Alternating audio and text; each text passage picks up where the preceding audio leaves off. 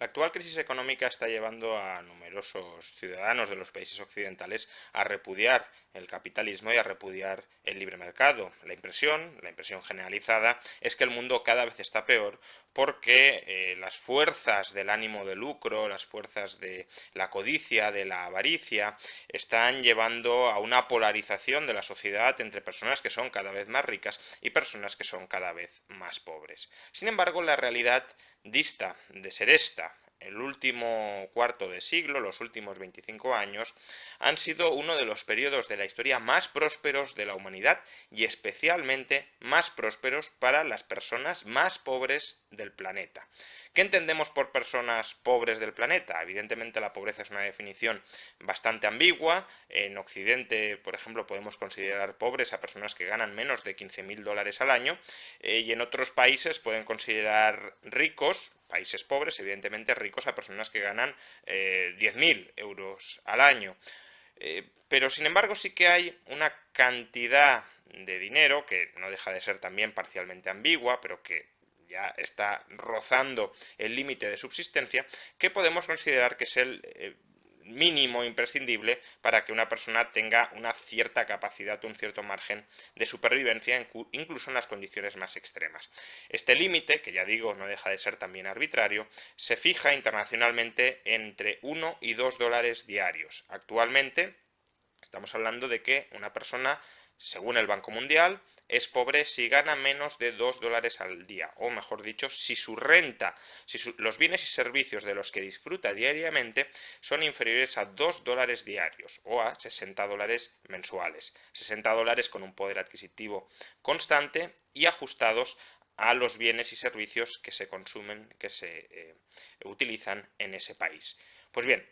tomando esta definición de pobreza, que en ocasiones también se llama de pobreza extrema, lo que hemos visto en los últimos 25 años es la mayor reducción de la historia de la pobreza extrema en el mundo. Si en el año 1800 prácticamente más del 90% de la población mundial vivía en la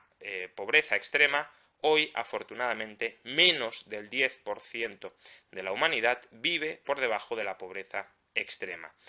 Y especialmente esto se ha logrado en los últimos 25 años. Como podemos observar en este gráfico, el número de pobres extremos se ha reducido desde los años 90, desde cerca de 2.000 millones de personas, hasta, según el Banco Mundial, este año alrededor de 700 millones de personas. Sigue siendo una cifra muy importante, pero tengamos presente que hemos reducido en términos absolutos el número de pobres en cerca de 1.300 millones en 25 años. Más sorprendente incluso que esto, entre el año 90 y el año 2015, el número de habitantes, la población mundial, no se ha mantenido constante. La población mundial ha aumentado en cerca de 2.000 millones de personas. Por tanto, pese a que la población mundial ha aumentado en 2.000 millones de personas, el número de pobres se ha reducido en 1.300 millones. Eso significa que en los últimos 25 años 3.300 millones de personas se han encontrado o han conseguido escapar de la trampa de la pobreza extrema.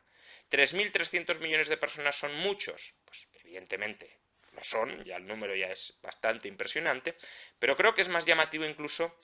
constatar que hasta el año 1990 había 3.300 millones de personas fuera de la pobreza extrema. A partir del año 1990, 3.300 millones de personas adicionales han salido de la pobreza extrema. Esto básicamente significa que en los últimos 25 años de la humanidad han salido de la pobreza extrema el mismo número de personas que las que habían salido desde los albores de la humanidad hasta el año 1990. Unas cifras verdaderamente impresionantes que son atribuibles esencialmente a la economía de mercado, a la economía de mercado en el ámbito internacional, es decir, a la globalización, al libre comercio, a los libres intercambios. Son estos países emergentes los que han sido capaces de desarrollarse y de mejorar marginalmente, obviamente, todavía no estamos los países emergentes todavía no están en condiciones occidentales, pero que poco a poco van mejorando su nivel de vida, escapando incluso de la trampa de pobreza extrema, son estos países emergentes los que, gracias a que han empezado a producir masivamente para proveer con bienes y servicios valiosos al conjunto del planeta,